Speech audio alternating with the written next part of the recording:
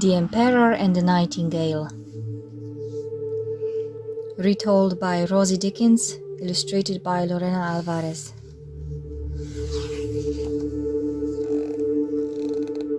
The Emperor of China was very proud of his summer palace. The pillars were made of porcelain, the roof gleamed with real gold.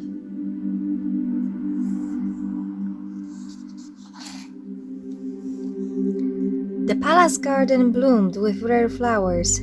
Tiny bells tinkled in the breeze.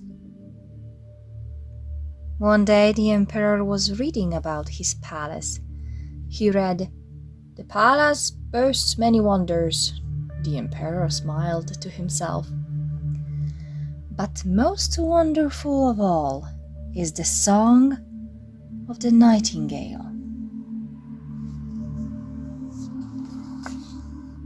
"What?" snapped the emperor. "I've never heard of this nightingale. Bring it here at once." Unfortunately, none of his ministers or servants had heard of the nightingale either. They combed distant meadows. They started frogs out of ponds.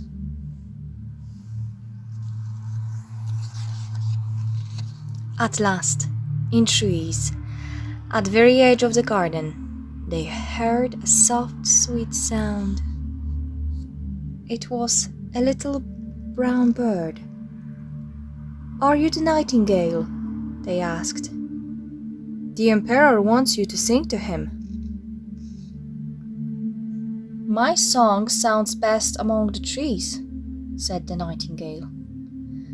But she flew to the palace and sang her sweet, soft song. The emperor loved it so much, he begged her to stay and sing to him every day.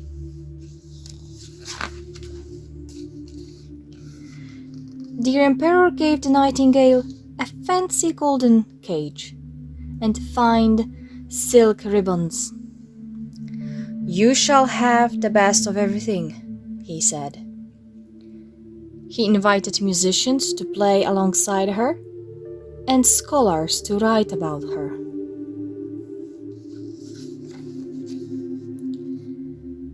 A while later, on the emperor's birthday, a gift arrived.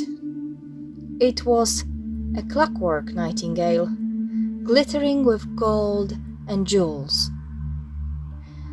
If you turned a key in its side, it played a stiff clockwork tune. "How beautiful!" exclaimed the emperor. Dazzled, he had eyes for nothing else. The emperor played the clockwork nightingale every day and every night. He forgot all about the little brown bird. Until one day, he turned the key to hear a sharp twang, and then nothing. Some parts of the clockwork had snapped. No one knew how to fix it. Now the emperor longed for the little brown bird, but she had long since flown away.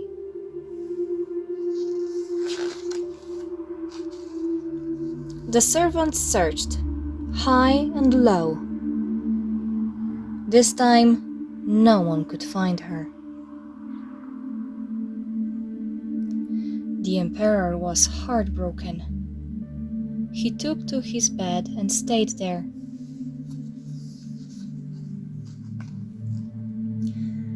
His room was full of silence and shadows. His doctors feared he was close to death. But then, a sweet, soft song drifted through the open window, and the darkness started to lift. The little brown bird had come back, and the emperor began to get better. "You are a true friend," he told her. "Please, stay with me like before."